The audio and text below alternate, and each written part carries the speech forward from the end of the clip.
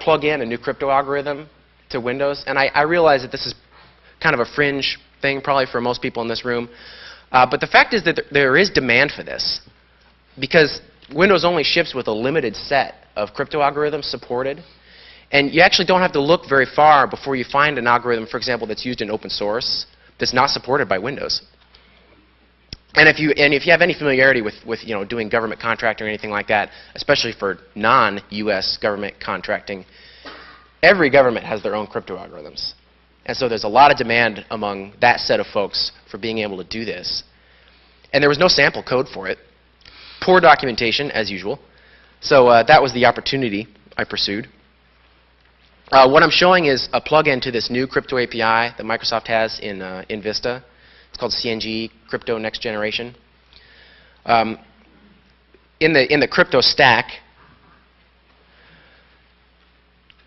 you can see on the box on the far right there, CMS API. CMS stands for Cryptographic Message Syntax or Messaging Syntax or something like that.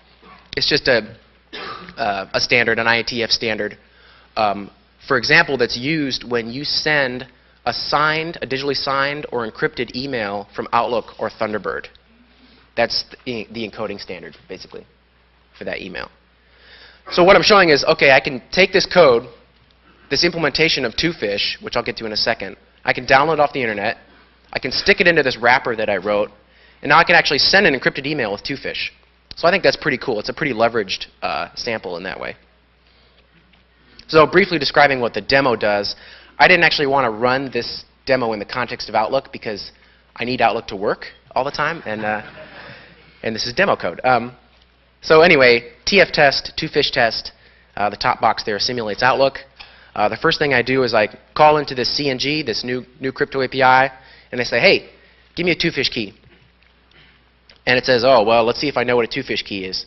And it looks up, you see arrow number 2 there. It looks up the DLL that I registered, that I wrote and registered, this Twofish implementation.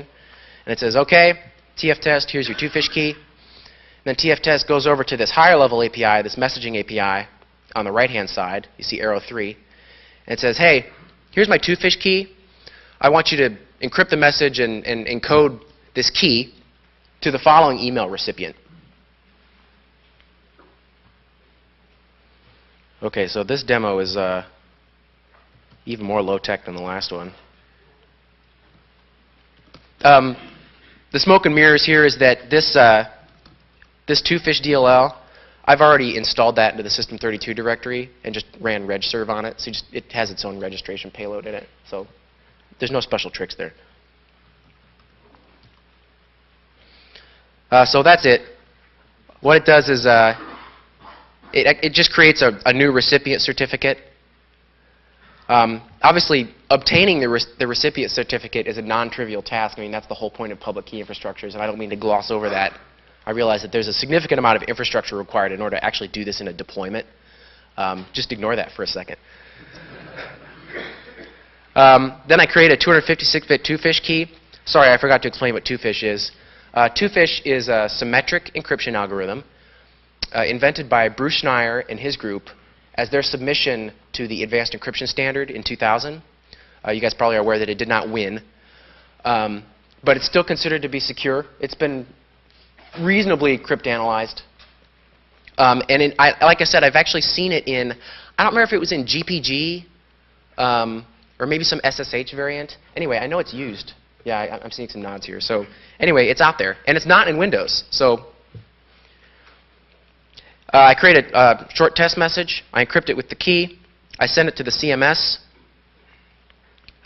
stack. And what the CMS stack does is it takes the public key and the recipient certificate, and it encrypts my Twofish key, and does the ASN1 encoding of the whole blob, and pretends that it's what would end up being an email message, and then that's it. And then I just unwrap that whole process.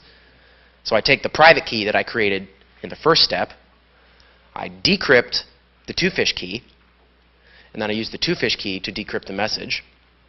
And then I just do a mem compare to make sure that I got the same message out that I put in.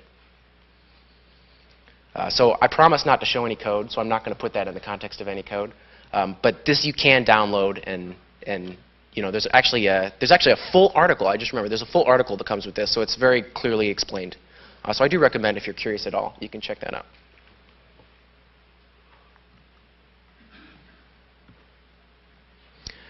Okay, another sample that was prompted by a complete lack of documentation. Vista has a new Firewall API, and what I was finding is that the samples weren't sufficient to show application developers how to properly use that API. And actually, I'll just show you the demo because it really motivates what I mean by that, why application developers, I think, really have some learning to do here. I think there's some homework that they're not doing, so to speak. Before I get to that, I do like to talk about the architecture of what I'm about to show you. This diagram is actually probably makes it seem more complicated than it actually is, this demo. But anyway, if you look on the FwTool box, kind of in the middle there, above arrow number 1, that's my demo tool that shows you how to call into this Firewall API. And the whole demo that I'm showing you, actually, it accomplishes that with a single API call. And so the point is, FwTool, or a Firewall tool, obviously, arrow number 1 shows that it calls into the Firewall API and then sets up some firewall rules, or a single rule, as a matter of fact, in this case. Then there's a client program that I've created, that I've provided in the sample, but I'm actually not going to show in the demo. There's a client program, stcp-cli, on the left-hand side, calls to arrow 2 into the TCP stack on a Vista client, or actually any client for that matter. And then arrow 3 shows that that request is either blocked or accepted by the firewall, depending on the rule you've created. And then conditionally traverses the TCP stack on the server in arrow number 4. Arrow number 5 shows the server component of the sample socket client and server programs that I include, again, so you can test this, obviously. STCP serve just opens up a socket and listens. So very simple code.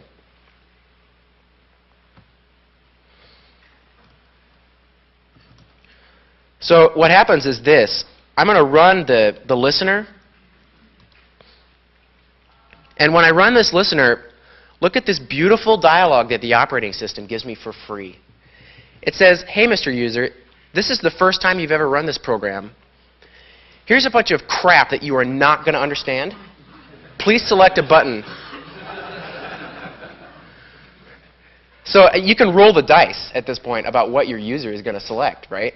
I mean, this is terrible. And I am not faulting Microsoft for this, and I am not faulting the user for this. If you provide software that does this, you have screwed up, because your users are going to get it wrong. And then you're going to have a support call, and everyone knows that's expensive, right? Anyway, so I'm going to say unblock, since I happen to know that that's what I want. And let's see what the result of clicking unblock is. Oh, I adjusted this for a smaller resolution. Just a second. That's still working. That's still working. So sorry, that's probably minuscule type. Anyway, let me just explain what's happening here. This is the firewall management interface that's built into Windows. Oops, sorry.